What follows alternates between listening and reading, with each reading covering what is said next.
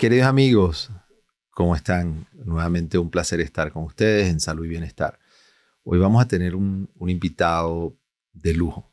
Hemos invitado al doctor Claudio Gallego, un nefrólogo con 30 años de experiencia, y vamos a compartir sobre todos los tips, todos los consejos para tener un cuidado de la función renal. Pero quería compartir con ustedes una noticia que salió esta semana en el New England Journal de Medicina. Y es súper interesante porque tiene que ver con la forma de la vacuna, de cómo administrar la vacuna del monkeypox, de la viruela del mono. Y ustedes saben que desde mayo este virus ha creado y se desarrolló inicialmente, empezó en Inglaterra, aunque en algunas zonas de Nigeria ya se habían producido casos de infecciones en humanos, pero llegó a Inglaterra, de Inglaterra empezó a diseminarse. En Estados Unidos ya hay aproximadamente 25,000 casos reportados. Interesante que ya la curva de la cantidad de casos viene disminuyendo, y creo que ya viene evidentemente bajo control. El problema o el tema fue que empezó inicialmente, los primeros contagios empezaron a desarrollarse en pacientes con hábitos, fundamentalmente en la población gay o bisexuales. Y eso creó, por supuesto, la duda si realmente era exclusivamente relacionada a esto. Y se sabe hoy en día que no. Si bien el 96% de los casos fueron reportados entre gay y bisexuales y fundamentalmente en hombres, pero cualquier persona expuesta que esté en contacto con un paciente que tenga la viruela del mono se va a contagiar, porque no se contagia por relaciones sexuales, se contagia es por contacto físico, abrazar la ropa, todo lo que pueda estar contaminado con el virus. Entonces es importante también en las partículas de la respiración. Entonces es importante que no se ha visto como que es un tema exclusivamente de transmisión sexual, es un tema de transmisión por contacto físico, por lo cual hay que tener este cuidado. Si algún paciente masculino o femenino tiene estas lesiones, hay que tener cuidado de que evidentemente al tocarlo esto se puede contaminar. Fundamentalmente las lesiones empiezan como unas ronchas, como si fuera una viruela, empiezan fundamentalmente en la cara y después aparecen en todo el cuerpo. Una innumerable cantidad de lesiones que eso pueden ser dolorosas y puede tardar hasta 2-4 semanas en desaparecer. Y durante todo este episodio de estas lesiones evidentemente es contagioso. ¿Qué es lo interesante que salió en el New England Journal? Es que las vacunas se administran por diferentes vías. Se pueden colocar intramusculares, subcutáneas o lo que se llama intradérmicas, debajo de la piel. Y se sabe que cuando se colocan debajo de la piel, se genera por la cantidad de células que hay inmediatamente en esa capa debajo de la piel, hay una mayor respuesta inmunológica. Y por lo tanto, lo interesante es que la cantidad de vacuna que se requiere es la cantidad de líquido de vacuna es mucho menos, la cantidad es menor. Y se estima que se requieren solamente la quinta parte de la dosis de la vacuna. Y esto parece, insignificante, pero es muy importante, sobre todo para nuestros países en Latinoamérica, porque esto nos pasó con la vacuna del COVID, que no había suficientes vacunas. Y entonces empezó a pensarse si en vez de colocar los refuerzos se le colocaba a todo el mundo la primera dosis, y se empezaron a hacer modificaciones de los esquemas de vacunación para que alcanzara mayor cantidad de gente. Lo interesante aquí es que, por ejemplo, en México no hay la vacuna del monkeypox y en muchos sitios en Latinoamérica no se aplica la vacuna. Entonces el hecho de que hayan reportes de que esta vacuna se puede usar intradérmica en vez de subcutánea y que usando la quinta parte nada más de la vacuna significa que esta vacuna alcanzaría para 5 personas en vez de una sola persona. Entonces esto es un cambio importante en los esquemas de vacunación, porque le va a ofrecer a países donde no existan la vacuna la posibilidad de vacunar 5 pacientes en vez de uno solo. Y eso evidentemente es una solución, porque va a lograr mayor cantidad de personas protegidas para la vacuna del monkeypox. Lo importante, evidentemente es que ha venido disminuyendo. Sin embargo, si revisan la página del CDC de Estados Unidos, ya hay más o menos 1.627 casos reportados en México, 2.000 casos reportados en Colombia, 7.000 casos reportados en España y en Estados Unidos más o menos 25.000 casos que han sido reportados, de los cuales casi 2.000 casos han sido reportados en California. Es importante, bueno, como les decía, el 96% de los pacientes afectados han sido hombres y fundamentalmente el 66% de la población gay y 11% de los reportados son bisexuales, pero 6% heterosexuales, y en la medida en que se produce mayor contacto va a aumentar la población heterosexual, porque esto no tiene que ver con los hábitos sexuales, como les decía, tiene que ver con los hábitos del contacto humano, de abrazar, de tocar, de ponerse la ropa o estar en contacto cercano con pacientes que estén contaminados o que tengan las lesiones del virus de la viruela del mono. Bueno, como les decía, ahora vamos a conversar con el doctor Claudio Gallego. Es un gran amigo, un nefrólogo, una persona que respeto tremendamente académicamente, y sé que va a ser una conversación muy entretenida. Así que por favor, manténganse, hacemos una pausa, manténganse, que van a disfrutar tremendamente de esta conversación.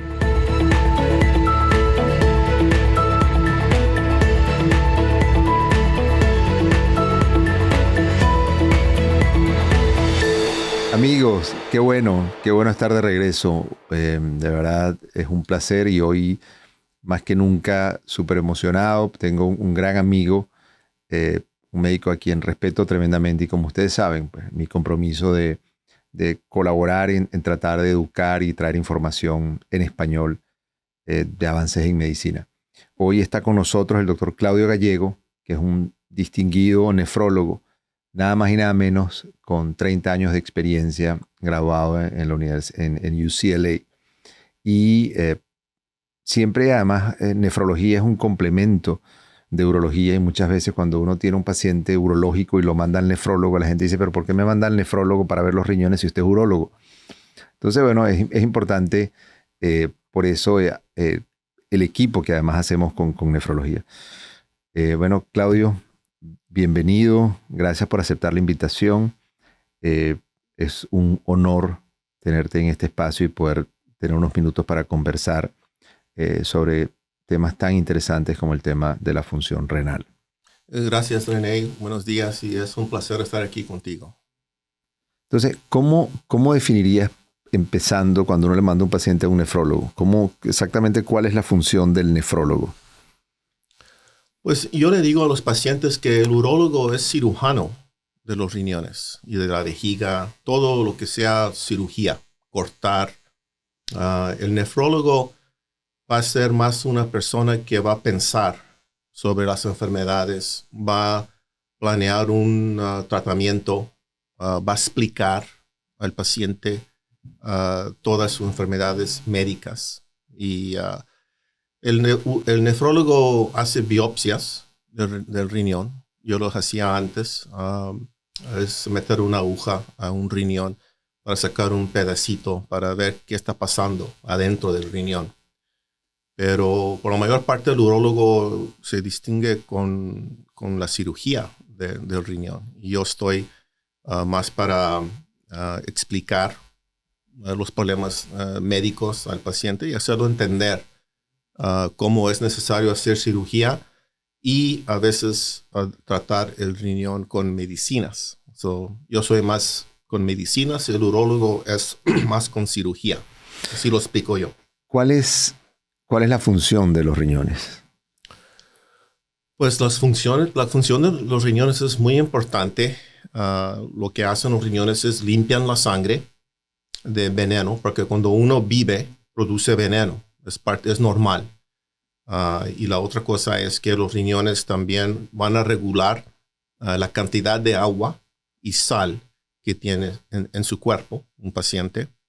Entonces eso es muy importante. El cuerpo tiene que traer suficiente agua y sal en una cantidad perfecta para sostener la vida.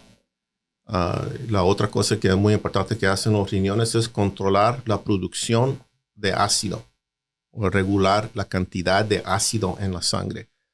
Esos son los tres trabajos muy importantes de los riñones. Es limpiar la sangre del veneno, mantener regulación de agua y sal, y también regular la cantidad de ácido. en la sangre. Esos son los 3 trabajos más importantes de los riñones. También otra función, la cuarta función que muchos se olvidan son muy importantes para prevenir anemia. Entonces los riñones producen hormonas que estimulan producción de sangre en el tuétano. Entonces esas son las 4 funciones muy críticas de los riñones. Y esas funciones pueden afectarse en diferentes proporciones. Es decir, el riñón puede filtrar y no necesariamente estar depurando o limpiando la sangre. Puede eliminar agua. Es decir, esas diferentes funciones que hace se alteran. Cuando se alteran, se pueden alterar en diferentes proporciones. No se alteran una específicamente o se alteran, cuando se alteran todos a la vez. Exacto. Se van a alterar en un modo predecible. Lo que pasa que hay pacientes que me preguntan, oiga, doctor, ¿por qué tengo malos los riñones si estoy orinando tanto? Exactamente. Y eso es una cuestión muy común que me hacen los pacientes. Y pues yo les explico que esa orina que está saliendo no trae veneno. Esa orina no contiene ácido, no contiene veneno. Y es una seña de problemas renal. Cuando está uno produciendo demasiada orina, también eso no es normal. Pacientes pueden orinar mucho en la noche y piensan que eso es bueno porque están produciendo mucha orina, pero eso no es natural. Los riñones están también descansando en la noche para que uno duerma, para no estar levantándose a orinar. Solamente si uno sigue tomando agua en la noche o si hay un problema en los riñones que no pueden concentrar la orina. Es decir, no pueden detener orina. Los riñones no saben cuándo es apropiado no orinar. Interesante, porque definitivamente no es solamente filtrar y pasar agua, sino que ellos deben depurar, ellos deben filtrar y poder eliminar una serie de toxinas. Si están simplemente saliendo agua sin las toxinas se están quedando adentro. Entonces, cuando esto sucede, primero, ¿cuánto es lo normal que una persona debería consumir de agua y cuánto es lo normal que la persona debería orinar? Porque evidentemente no todo lo que se toma es lo que se orina, porque hay otras formas de cómo se pierde el agua en sudor, en el contenido de las heces, pero ¿cuánto es lo normal que debería consumir una persona sana de agua, tanto mujer u hombre, para que la gente siempre dice cuánta agua debo tomar y cómo hacer para que la gente, para recordar o para tomar esa cantidad de agua? Verdaderamente, en una persona sana, va a tomar agua cuando tiene sed. Yo le digo a los pacientes que tomen agua cuando tienen sed. Aunque si una persona sana no le gusta tomar agua, los riñones por la mayor parte van a ajustarse y van a detener más agua. Entonces, cuando uno no toma mucha agua, no va a orinar mucho, si está todo sano. El agua se usa en tratamiento asociado con dietas también. Es decir, gente quiere tomar agua para no tener hambre. Eso es muy común. Se usa para consejos de la piel, de mantener la piel que no se seque. Mucha gente va a tomar agua para varias como la piel, dieta. Entonces, no hay una recomendación fija de qué tanta agua tomar en una persona sana. Pero tomando agua cuando tienes sed, ir acostumbrándose a tomar más agua en el trabajo o en un día caluroso, es buena idea. Pero si no tomas agua y no te gusta tomar agua y estás sano, por la mayor parte de los riñones se van a ajustar a eso. Y luego uno consume agua con otras comidas, como sopas o otras comidas. Frutas también tienen. Hielo o lo que sea. Gente va a consumir hielo cuando están tomando también. Y frutas, son muchos modos de consumir agua. Ahora, en términos generales, se le recomienda que tome algunos vasos, alguna cantidad mínima, o en términos generales, si no tiene sed, que el cuerpo está en un balance adecuado. Cuando tenga sed es que debe tomar agua. Seguro, sí. Y luego no me gusta poner un número fijo porque hay gente que están enfermos, me vienen a mi oficina y tienen muy avanzado, malos los riñones y me dicen, pues estoy tomando agua y me dicen mi familia que tome más agua. Y les tengo que decir que en su situación ya no es buena idea de tomar tanta agua como han estado acostumbrados por mayoría de su vida cuando están sanos, que hay que tomar agua, y hay que tomar agua, y 8 copas, y 8 vasos. Cuando ya llega el punto donde están enfermos los riñones, no deben de pensar así igual. Pero la gente pues se acostumbra a pensar de un modo y puede ser difícil cambiar ese pensamiento. Entonces, en conclusión es que si tiene sed, debe tomar agua y que mientras esté sano, el consumo de agua es básicamente la sed, es la que es el indicativo de la necesidad de mantenerse hidratado. Y que evidentemente si el cuerpo... Ahora pensemos que es una persona que no es normal, es una persona que produce cálculos. Uh-huh. Es una persona que produce cálculos, que produce litiasis de las vías urinarias. ¿Cuánta agua debe tomar una persona que produce litiasis? En general, como unos 2 a 3 litros al día. Iba a ser lo recomendable. Pero lo importante es tomar esa agua en la noche. Eso es el consejo que mucha gente se lo olvida, ¿no? De que cuando uno duerme es cuando la producción de orina se baja. Y ahí es cuando se forman las piedras de los riñones. Es como un río. Si no sigue el río rápido, se va a colectar más piedras y lodo. Entonces el paciente debe tomar la mayoría de esa agua en la noche después de acostarse. Lo que pasa es que si se la toma en la noche se para a orinar. Sí, por eso les tengo que decir, aconsejar que no es agradable, pero si hay pacientes que tienen muchas piedras de los riñones, sí es importante tomar la mayoría del agua en la noche cuando duermen y estar levantándose para orinar. Para garantizar que el agua esté permanentemente limpiando el sistema y no permitiendo que esos cristales se formen y se formen la piedra. Qué interesante. Yeah. Aparte del agua, siempre se ha dicho que las personas que forman cálculos deben tomar esa agua en forma de limonada o alguna otra cosa. O básicamente la importancia es que sea agua. Sí, lo importante es que sea agua. No tiene que contener limón o smart water o nomás que sea agua. Es lo más importante. Básica, agua básica. ¿Algún otro líquido que los formadores de cálculos? Por supuesto depende del tipo de cálculos que las personas forman, ¿no? Pero en términos generales, algunas otras recomendaciones desde el punto de vista nefrológico para los pacientes que hacen cálculos. ¿Qué otras cosas deben hacer? Sí, hay recomendaciones básicas generales. Antes que yo puedo hacer un diagnóstico específico, las recomendaciones generales es tomar 2-3 litros de agua al día. La mayoría se debe de consumir después de acostarse. Y minimar toda la sal. No comer nada de sal en la forma de comida fast food o comida de restaurante. Todos los pizzas, hot dogs, hamburguesas contienen mucha sal. Comida de lata, por ejemplo. TV dinners tienen mucha sal. Cup of noodles, sopas instantáneas, tienen mucha sal. Entonces, lo importante es prevenir la sal, consumir agua mayormente en la noche y también lo importante es no comer mucha carne roja. Ok, disminuir. Entonces, la cantidad de agua, disminuir la cantidad de sal y evidentemente no es solamente no agregar sal a la comida, sino que hay muchas comidas, sobre todo la comida rápida, que ya trae sal, que hay que tener cuidado en la cantidad de consumo y bajar la cantidad de carnes rojas. Ahora, si sabemos que la persona es específicamente una persona que produce cálculos de calcio, uh-huh.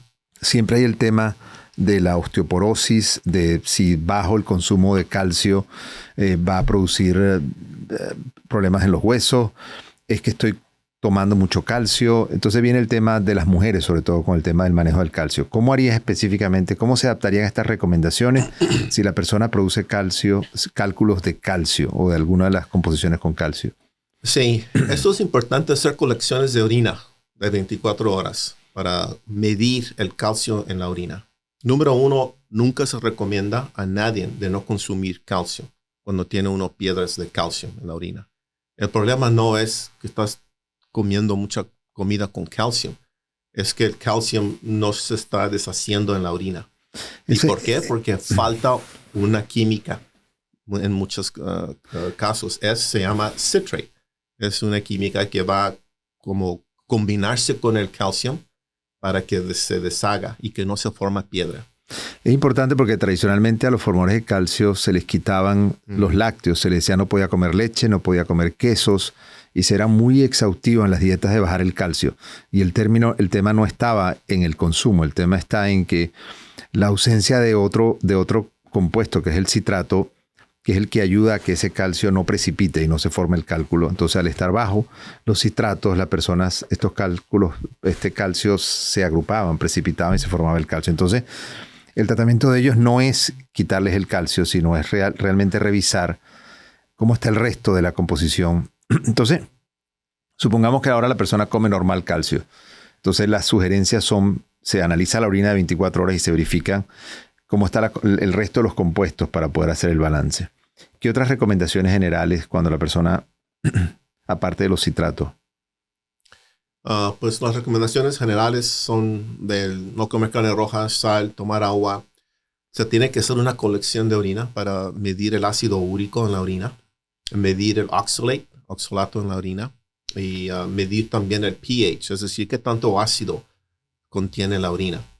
Porque la cantidad de ácido en la orina también va a causar que se forman piedras. Pero se necesita una colección específica y una interpretación de un doctor para saber exactamente. Hay medicamentos que se pueden usar para, por ejemplo, dar citrate. Se pueden también rebajar el ácido úrico con medicamento. Y combinaciones con otras medicinas se usan para manipular todas las abnormalidades en la orina. Estas son las recomendaciones para alguien que ya ha hecho cálculos, ¿no? Ya sea de calcio o de ácido úrico o de otros compuestos, cómo modificar y qué debe hacer para evitar. ¿Cuáles serían las recomendaciones para alguien que no ha hecho cálculos o que tú dirías, bueno, ¿qué haría yo para no producir cálculos? Una persona normal produce cálculos. Mucho es hereditario. Exactamente. Entonces vas a tener piedras y hay piedras en tu familia. Si hay piedras en la familia, ya tienes que tener mucho cuidado. Pero una también recomendación básica es la comida. Si no hay mucha componente hereditario, es también no comer mucha carne roja para no producir mucho ácido en la orina. Entre más carne roja comemos, se produce más ácido. Y el ácido va a formar piedras, específicamente de ácido úrico. Entonces, una dieta mediterránea que le dicen, probablemente es la mejor dieta para salud y bienestar. Consiste de pollo, pescado, pero también muchos vegetales y fruta. ¿Cuántas veces a la semana se podría comer carne? Cuando dices reducir la carne, exactamente. Yo pienso si estás sano una vez a la semana, y va a ser bueno. Pero tiene que uno ser consciente de comer más pescado si te gusta pollo, y las ensaladas son muy importantes. Y a veces no es muy centro, ¿no? En la dieta hispana, comer pescado o muchos vegetales. Porque la carne siempre, cuando mis pacientes vienen y que comieron birria y carne asada, y en eso es donde se les falta un poco la disciplina a los pacientes que están enfermos, ¿no? Si están con problemas renales avanzados, mi consejo es de no comer carne roja si tienes función muy, muy mala de los riñones. Pero el problema es de joven a los niños hispanos. Hay que estar diciéndoles que la ensalada es muy importante, los vegetales, la fruta, y la carne se debe de limitar, la carne roja, porque consumiendo mucha carne roja, por la mayor parte no es muy bueno para la salud. Sí, en términos generales los latinos comemos más carnes que pescado, entonces es un término importante. Sí. Ahora, cuando ya el riñón empieza a fallar, ¿cuáles son los síntomas de que se está produciendo, que está empezando una falla o una insuficiencia renal? Pues ahorita los datos en los Estados Unidos es de que 1 de cada 5 hombres tienen problemas renales y no lo saben, como 20%, ¿no? De los hombres. 25% de las mujeres, 1 de cada 4 mujeres tienen problemas renales y no lo saben. Interesantemente, las mujeres tienen un poquito más incidencia de problemas renales. Los problemas de los riñones no se declaran cuando están apenas comenzando. Entonces, los síntomas más prevalente va a ser no hay síntomas. Claro, porque solamente además tiene que irse a sacarse la sangre. Porque el riñón es tan fantástico su capacidad de reserva que cuando da síntomas es porque realmente ya queda. Cuando da síntomas, ¿cuál es? O sea, el laboratorio se va viendo cómo se va alterando, pero no da síntomas al principio, y cuando da síntomas es porque ya realmente lo que queda de función renal es poco, ¿no? Porque ha aguantado mucho el riñón. Entonces, ¿cuáles son los exámenes de laboratorio que el paciente debería hacerse en una rutina para verificar, y por qué son estos exámenes? Pues lo más importante es sangre, y ahí en esas pruebas sacamos pruebas que se llaman creatinina y BUN, que es urea, y también vemos análisis de orina, buscando proteína en la orina. Proteína es un elemento que le explico a mis pacientes nutricional. Estamos nosotros hechos de proteína, comemos proteína con huevo, carne o pollo, y les digo que la proteína debe de quedarse en la sangre, y cuando hay problemas con los riñones es como una presa que está lastimada, va a liquear agua, una presa. Entonces lo mismo, los riñones van a liquear proteína en la orina. Eso es uno de los señas, no es síntoma, ¿no? Es una seña, le dijimos en medicina. Es una seña de que hay un problema con los riñones cuando se encuentra proteína o sangre en la orina. Y eso se hace muy frecuente en choferes de troques. Muchos trabajos importantes tienen que analizar la orina. Y ahí es un modo de encontrar problemas renales temprano, ¿no? Análisis de orina. Entonces, la orina y pruebas de sangre son lo básico que se usa para hacer un diagnóstico de problemas renales. ¿Y qué es la creatinina? ¿Por qué se usa como marcador para ver la función renal? Los riñones, hemos buscado varias pruebas. La creatinina está producida por los músculos en el cuerpo. Es un producto byproduct, que le dicen, del metabolismo del muscular, como una basura que los músculos producen. La creatinina se escogió para una seña porque se filtra en el riñón, pero casi no se va, los riñones no van a activamente echar la creatinina. Se llama excretion en inglés.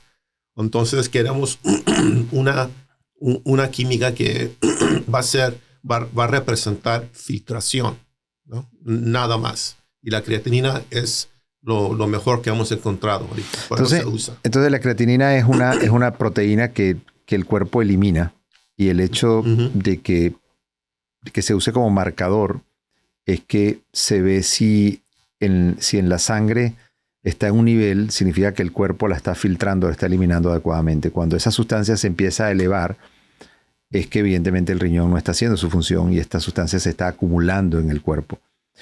Cuando esta creatinina, que es simplemente la medición, como se podría medir cualquier otra proteína, pero se escogió esta por cierta característica que permite usarla como referencia para tener una idea de cómo está la función renal.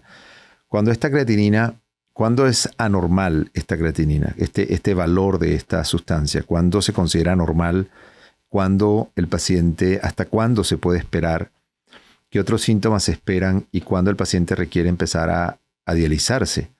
Porque esta sustancia está reflejando que se está quedando en el cuerpo, y al igual que se está quedando ella, se están quedando otra serie de sustancias que evidentemente son tóxicas y pueden comprometer al paciente. Entonces, ¿qué pasa? ¿Cuándo es el momento para tomar otras medidas? ¿Cuáles son las medidas que se hacen para ayudar a esperar antes de llegar a la necesidad de dializar al paciente? Pues diálisis se va a ofrecer cuando hay síntomas. No vamos a ofrecer diálisis por una prueba solamente.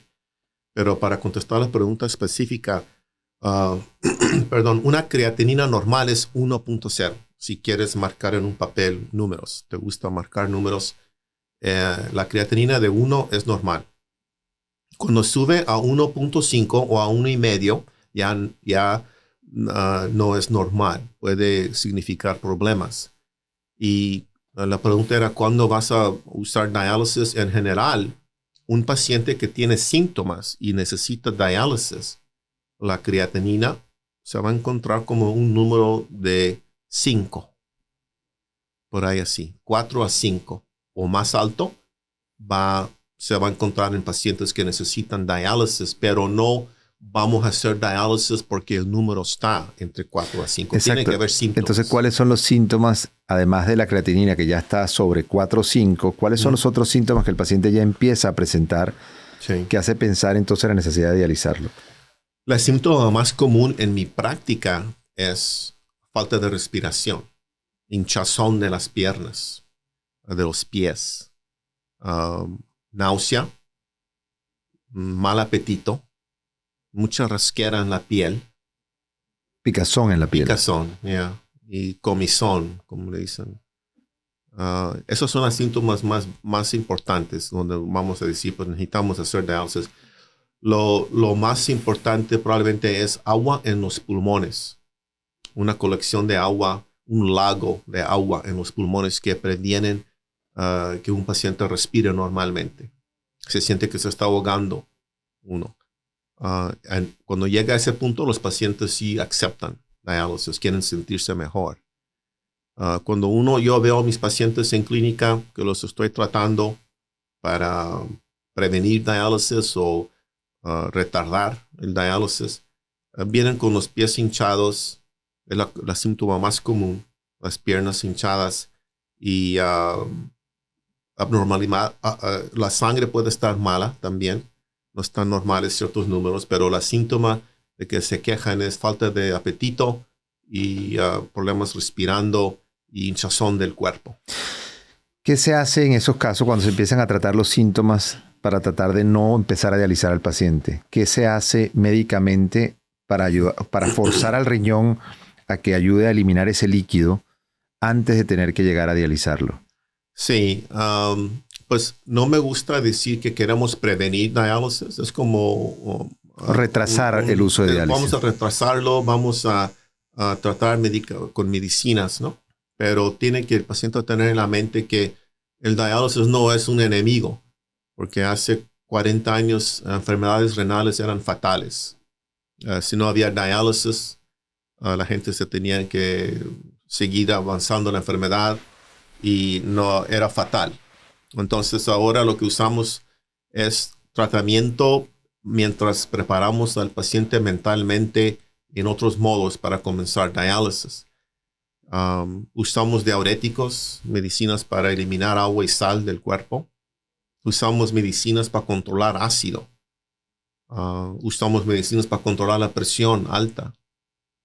Y esas son las medicinas más básicas que usamos, pero no son tan efectivas totalmente. ¿Y por qué sube la tensión arterial? Lo que pasa es que se acumula agua y sal.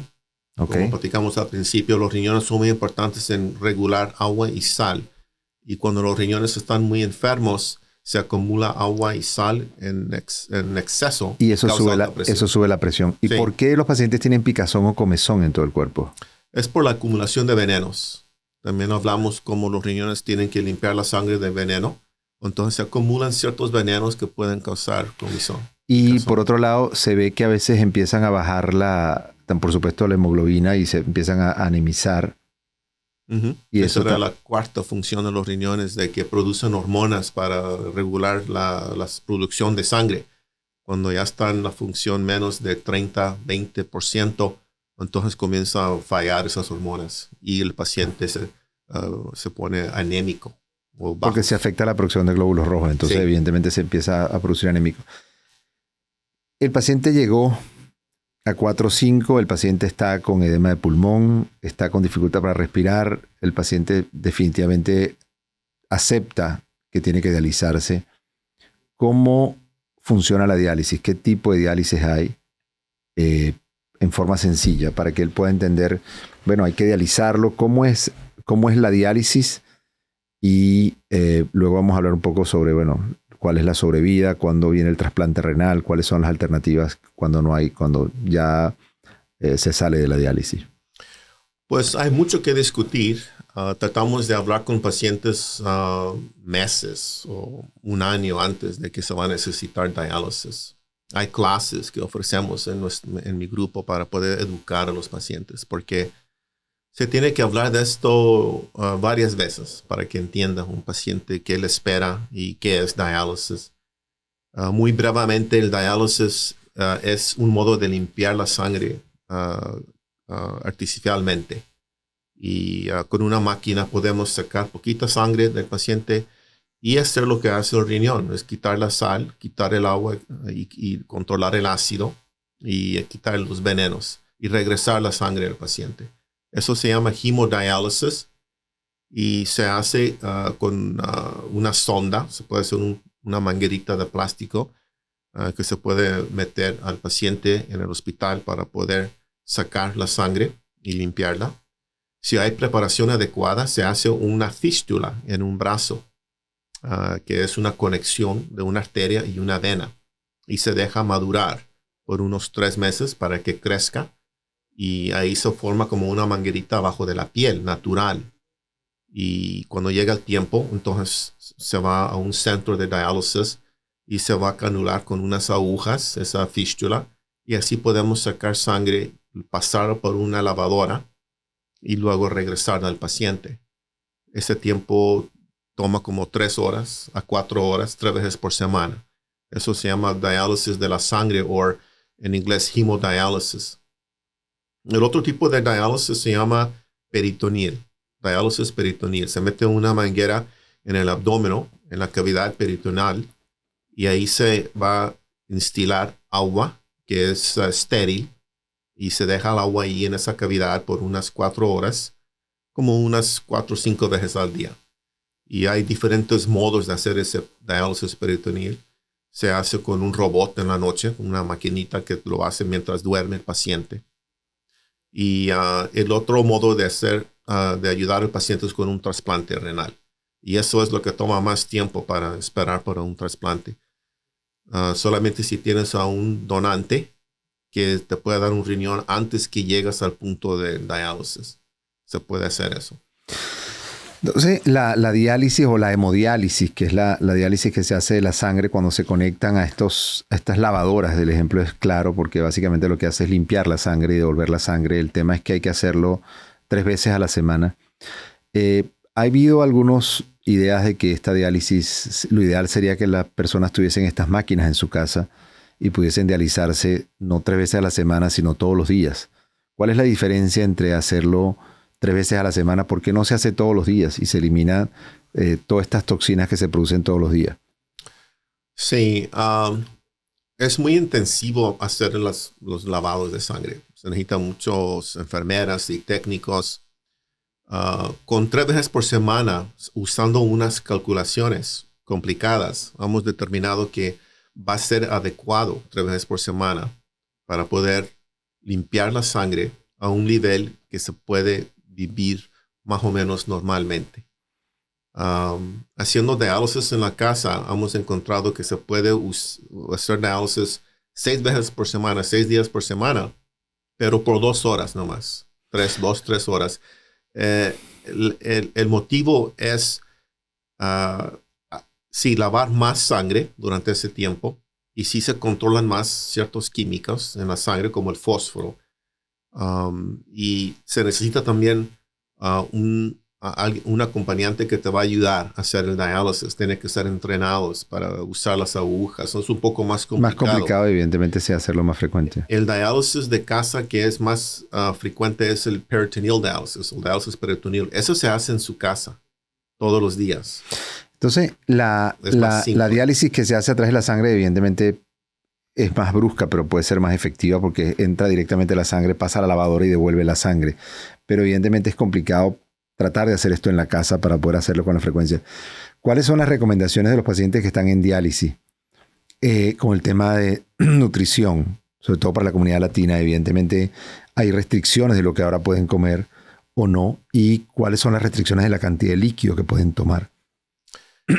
Por la mayor parte, el líquido vamos a recomendar no más de 1,5 litros de agua al día.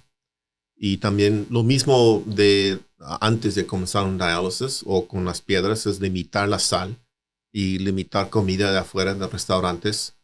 Limitar comidas que contienen mucho potasio. Y por la mayor parte esas son las limitaciones nutricionales, ¿no? Tenemos especialistas en la dieta, en el Dialysis Center, que se concentran en dietas hispanas para poder hablar con los pacientes hispanos sobre las comidas específicamente que están consumiendo y qué tanta cantidad de potasio o sal o fósforo contienen esas comidas. Cuando uno ya llega a diálisis, se tiene que controlar potasio, fósforo, el agua y esas comidas que contienen demasiado fósforo o potasio. Entonces, en eso nos concentramos para educar al paciente. Buenísimo ese tema de que tienen especialistas, sobre todo en la dieta de los latinos, porque evidentemente comemos cosas distintas y entender qué opciones tenemos. ¿Cuántos años puede vivir un paciente en diálisis? Pues depende de la edad. Si uno comienza joven, menos de 50 años de edad, como pueden vivir 50% de la gente en 10 años están vivos. Si estás menos de 50 años. Si estás más de 50, en 5 años están como a lo mejor 20-30% de gente que vive. Pero la cosa es que muchos pacientes creen que el diálisis causa la muerte, pero es sus enfermedades crónicas que no fueron tratados por unos 20-30 años y ahora comienzan con diálisis y esas mismas enfermedades siguen presente, porque el diálisis no cura diabetes, diálisis no cura problemas coronarios o obstrucciones de la circulación cardíaca.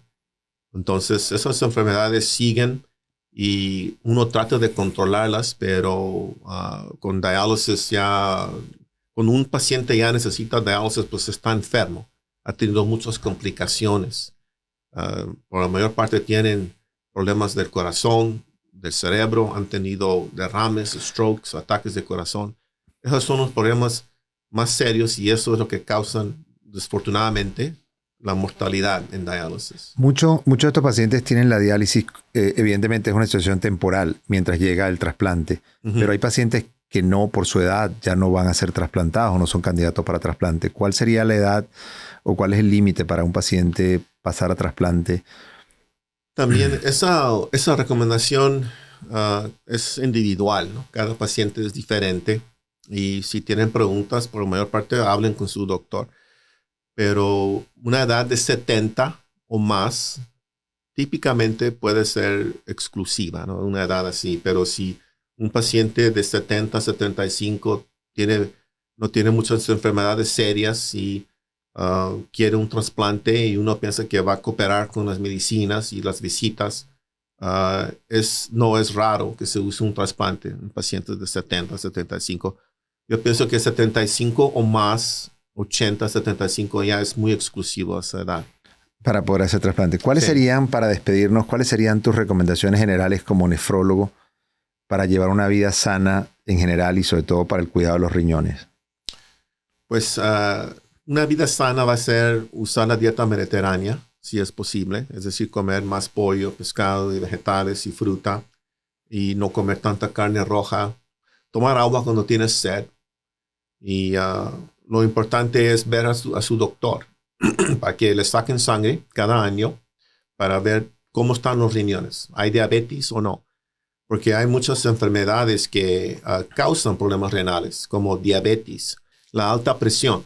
Esas son las dos enfermedades más importantes que causan problemas de los riñones. Problemas renales hay hereditarias y eso tú por la mayor parte vas a saber si tienes una enfermedad hereditaria, como polycystic kidney disease o algo así, ¿no? Pero el problema de los riñones vienen porque la presión no está controlada o el diabetes no está diagnosticado o no estás cuidando tu dieta o tomando sus medicinas o viendo a tu doctor. Entonces es importante saber si tienes diabetes o la presión alta. Si tienes esos problemas, hay que tratarlo efectivamente y también comer, como le digo, dieta mediterránea, hacer ejercicio, mantener un peso que es razonable. Esas son las recomendaciones en general, ¿no? Para una vida saludable en general, no nomás para los riñones, pero para el corazón, para el cerebro. Y bueno, en términos generales yo creo que es importantísimo el tema de que hay que hacerse sus laboratorios para verificar cómo está la creatinina, cómo está la urea, porque evidentemente no esperar tener síntomas de que hay una falla renal. Y bueno, como todo, en todos sus chequeos debe incluir cómo está la función renal, tanto un examen de orina como un examen de sangre para verlo. Bueno, se nos agota el tiempo, de verdad que ha sido un placer súper instructivo, súper interesante, todas las recomendaciones. Otra vez gracias al doctor Claudio Gallego por tener el honor de poder compartir y oír estas explicaciones que estoy seguro que son de gran utilidad para toda nuestra gente latina. Por favor, envíenme mensajes directos a cualquiera de las redes sociales para tratar de cubrir cualquiera de sus sugerencias o inquietudes. Y de nuevo, si les ha gustado este contenido, por favor, compártanlo. Estoy seguro que esto nos va a ayudar a todos a tener una salud y una vida más saludable. Gracias, por favor, se cuidan. Salud y Bienestar es producido en los estudios de Uno Productions en Glendale, California. Producido por René Sotelo. Dirección, Alberto Arbelo. Coordinadora de producción, Patricia Gasperi. Producción ejecutiva, Luis Medina. Productor asociado, Aleira Tomás.